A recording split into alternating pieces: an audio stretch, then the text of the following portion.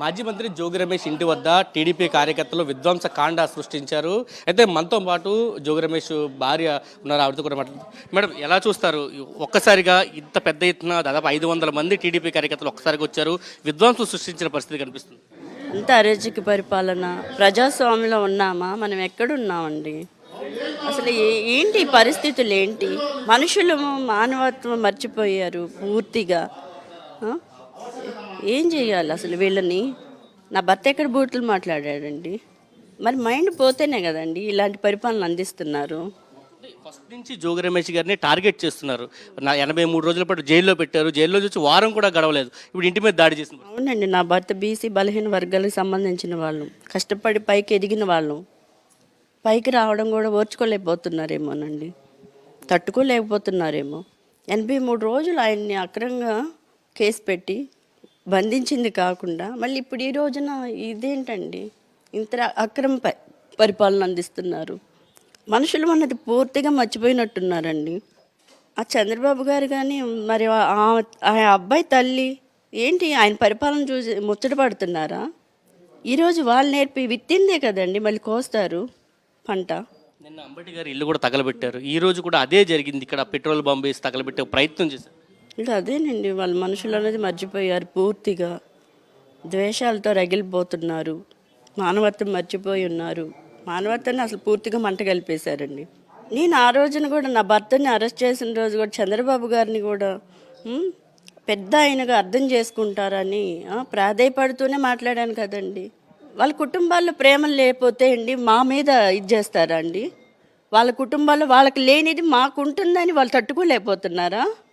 నా భర్త ఏం తప్పు చేశాడండి? మీరు అందరూ వింటున్నారు కదండి. ఏమైనా బూతులు మాట్లాడాడు ఎప్పుడైనా?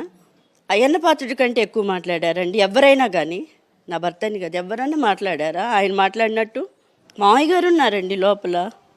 నా భర్తకి ఇన్ఫర్మేషన్ ఉంది కాబట్టి నా చిన్న బిడ్డ అమ్మ లేదు మనం వెళ్ళాలి బయటికి అని నన్ను కోపగించుకొని బయటికి తీసుకొని వెళ్ళాడండి.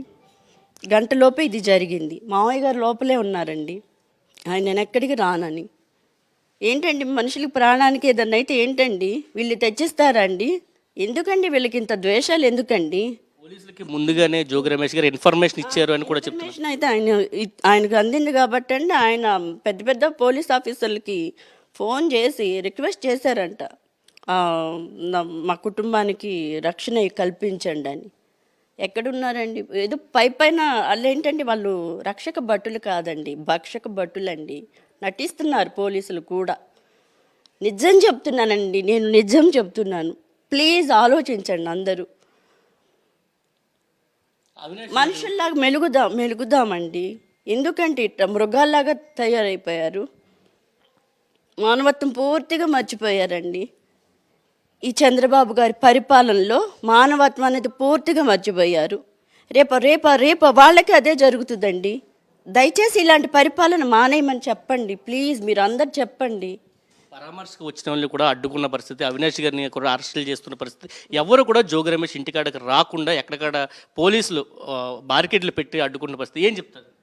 అవునండి, వారి అరాచక పరిపాలనకి, రాక్షస పరిపాలనకి ఇవి నిదర్శనాలండి.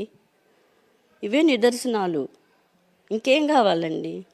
ఆ పక్షాన్ని ఎవరు ఉండకూడదు, ప్రశ్నించకూడదు ఎవ్వరు.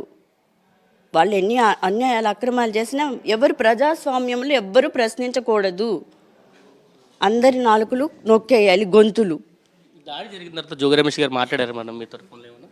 నాతోనండి మాట్లాడారండి. అంటే బాధపడొద్దు భయపడొద్దు అని చెప్తారండి ఆయన. కానీ ఇంత దుర్మార్గపు పరిపాలన అందిస్తున్న వీళ్ళని చూస్తుంటే బాధపడకుండా ఎలా ఉంటామండి?